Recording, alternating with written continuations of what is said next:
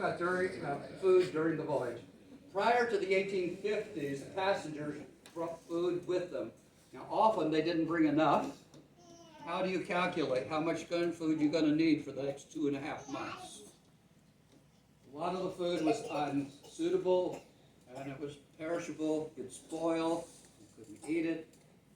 Later, in accordance with the Immigration Act, ships were required to carry at least 90 days' worth of food. So when the ships were required to provide the food, that was big, because then they knew that they weren't going to run out. But, now notice, leftover food from the previous voyage was served on the next voyage. Ships would be coming this way with passengers, and they were fitted so that they were hauling freight going back to Europe. They'd bring them over, what food was left over, they took back with them, and then when the next group came, they got to eat what was left over. Isn't that good? It's just like at home. All right, now food was often spoiled or rotten, poor quality, small portions, and usually poorly prepared. What could they do on board to prepare the food? It was difficult. Food was usually prepared with stale water, had bad smell, bad taste, and it improved at the end of the trip. Food quality improved at the end of the trip after the old food was eaten. And then they started serving the new food towards the end of the trip. So if you could last that long, you got better food. And good pork was often served in the last 8 days of the trip. But now notice, drinking water. They had to provide water. It was good, but you only got 1/4 quart per person per day for an 8-ounce cup. How many ounces is this? 12 ounces? This is 16.9, almost 17 ounces. They got 8 ounces, about half of that per day. That was it. Treatment of the passengers was often very crude because they were riding or sailing in ships that were basically freight ships. And so there was a crew that had to contend with all these passengers, these people, when they were accustomed to just hauling freight back and forth. The crew was often mean, brutal, condescending, and especially bad on freight ships. And quasi-military disciplinary measures, and those who died were buried at sea. I think there's a picture of that. Yeah, there's a picture of that here. You see a body being buried at sea. You pressed buttons while you were holding that up. I'm sorry? While you were holding that up, you were pressing buttons. That's Oh, was I?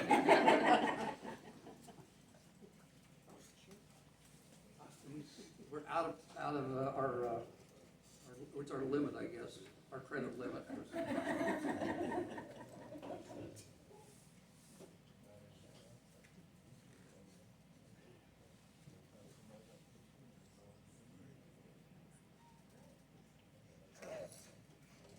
Okay, but religious services were provided, however, and for the Catholics, they had services 2 times a month during the voyage, and daily services were provided for Protestants, and the majority coming were Protestants. See, we had a movement here in America. A lot of people were coming, they were going west, there was a Western movement here, and we needed pastors. And so there was this big call back to Europe to bring pastors over. And some of them weren't even fully trained when they came over. So on the ships themselves, there often were pastors to provide the religious services for the people.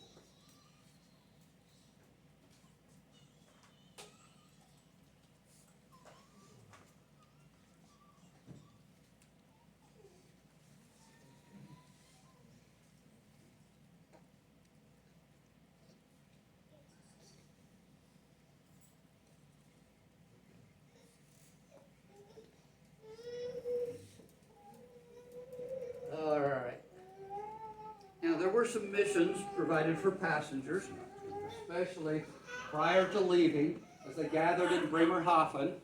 And they were prior to 1860, there was pastoral care provided in Bremerhaven. But then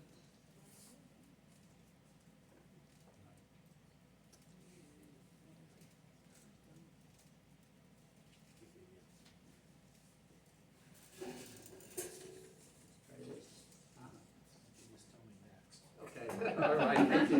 Thank you. I think, see, if you hit the down button, it just doesn't, it seems to work easier with the button. Okay, next please. After the 1860s, pastoral care was provided in Bremen rather than Bremerhaven because people would gather in Bremen and then move on quickly out to Bremerhaven, so they provided those services then in Bremerhaven, and the passengers got out there. Okay, next. After the 1860s, the major churches expanded their immigrant work, both on both sides of the ocean. Next. Mission branches were set up in Baltimore and New York to provide spiritual care, and not only spiritual care, but advice, information on travel options, recommended accommodations, and warnings against swindlers. And to the best of my knowledge, this service is still provided in Baltimore today. Because I had a former student who went to work for this service in Baltimore not too long ago. Next. In 1873, Lutheran Immigrant Mission was set up in collaboration with the Catholic Association for Spiritual Care and for Practical Support. Next. Yeah. Now this is big. In the 1860s to 75, about 15-year period, there was a shift from sailing ships to steamships. And this was big because it cut the travel time from over 2 months to 14 days. That was big. Next. It was quicker, better food. In the morning, hey, they were given coffee and bread, lunch, soup, meat, and pieces of potatoes, and supper cabbage with meat and potatoes. Of course, the ships now, at this time, were providing food. And they didn't have to have 90 days worth of food, but only 14 days worth. Conditions were still crowded, but on the steamships then, there was better ventilation, next, better lighting, next, and they were able to slaughter and bake on board. Okay. Children could have fresh milk, and kosher meals were available for Jewish passengers, and hand luggage. This was big. Hand luggage now was by the bed, but the rest was stored in a special area. They didn't have to have that big trunk in the sleeping area. Tables and chairs were provided for eating. Shipping companies were providing blankets, tin containers or cups, and spoons. And now, something else was happening now, and that was with Eastern European immigrants. In the latter part here of this 19th century, there were a lot of immigrants coming from Eastern Europe. They were accommodated together. However, look where they stayed. They were below steerage. You might say fourth class. Now, fourth class was way down, and the air was thicker, heat was greater, portholes were lower and often could not be opened because they'd be down at water level. Okay. Now we're ready for settlement in the New World. Do we need a break or want to buzz through this section? Anybody need a break? Okay, let's keep going.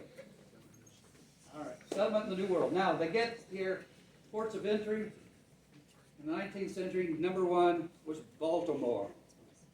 Baltimore was the major entry, not New York City. It was most important in the first half of the 19th century and even continued to be important in the second half. Second was New Orleans. Most important for Catholics because, remember, New Orleans was settled by the Catholics. And so those ships that came in through Baltimore, coming from Europe, out of Le Havre, brought a lot of Catholic passengers with them. But notice, too, this was the easiest access to the Midwest via the Mississippi. They could land in New Orleans, come up the Mississippi to St. Louis, up the Ohio, to Evansville, Louisville, That's about as far as they went. Sometimes went to Cincinnati, but usually didn't. Or they could go on up the Mississippi as far as Minneapolis. So this was major. And also, as they came in through New Orleans, a lot of them went west. And today you have a lot of German settlements in Texas because they came in through New Orleans and went west. New York was important in the mostly in the second half of the 19th century, but Baltimore still remained the most important one. Immigration ports were mere transit points. 2/3 of the people who came just stopped there momentarily when they entered the country and then moved on into the interior of the country. In 1847, special aid organizations were put in place between German societies. They were established by German businessmen and ship owners, and they cooperated. They found that, hey, if they worked together, it was beneficial economically for both of them. They encouraged immigration, facilitated the move to the New World. They helped immigrants search for employment and helped them find housing, and supported those falling on hard times. And they were against professional beggars, work shy. That's euphemistic for lazy. The ill and criminals. They didn't want the criminals staying. All right.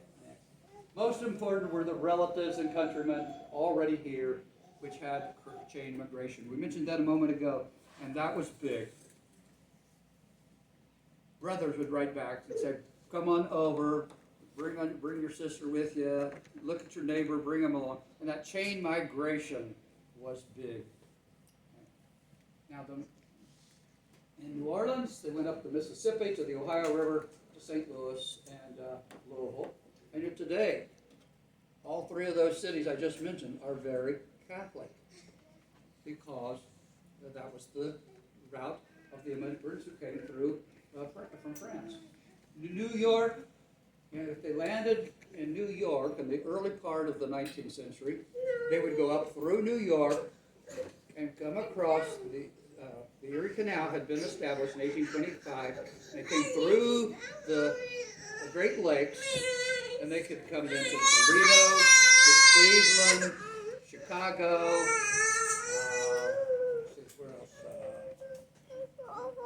where else they were? Chicago, Minneapolis, northern Indiana. So it was big, but they would go the northern route. That was the easiest route.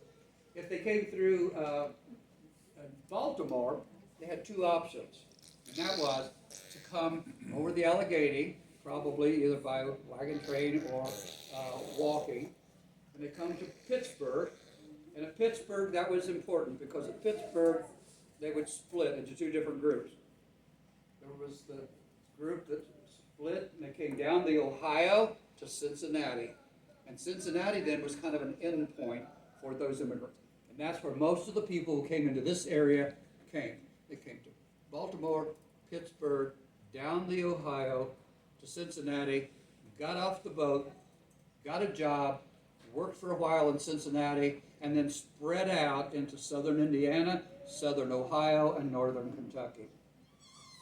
Now, if they came to Pittsburgh, as I said, there were two routes. The other one was to come to Pittsburgh and then continue on like in a wagon train across to Columbus, Ohio, Indianapolis, and St. Louis, and then on west from there.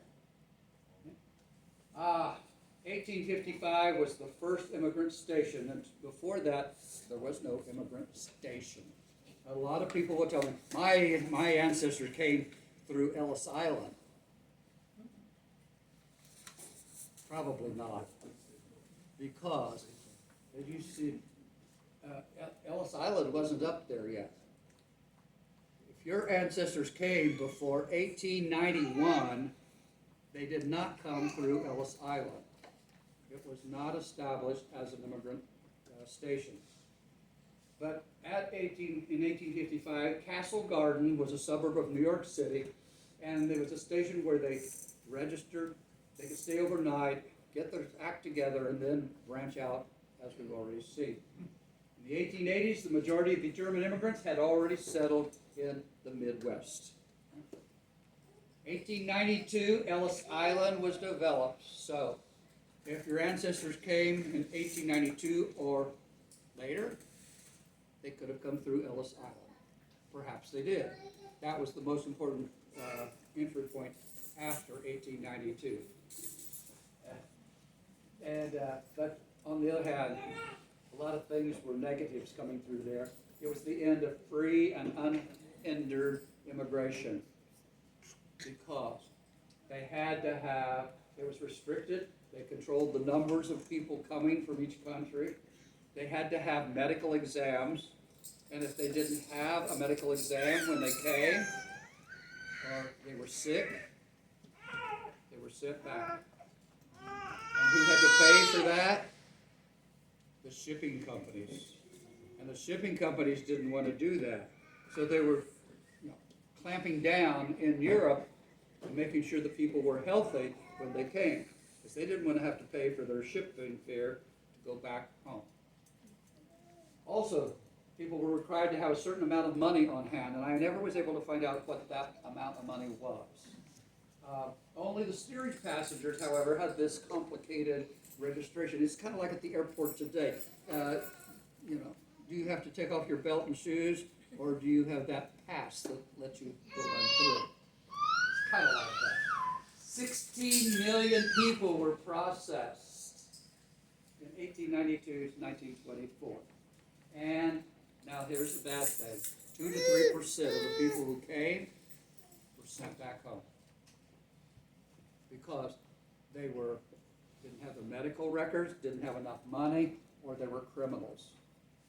And so it became known then as the Island of Tears. Okay? Have you ever heard that term before? Ellis Island became known as the Island of Tears because they were always anxious. Will they accept me or will they send me back home? No. Okay. All right. Are we ready for a little break? We'll keep going. A little break? Let's have a 5-minute break, okay? Go get something to drink. I need a break.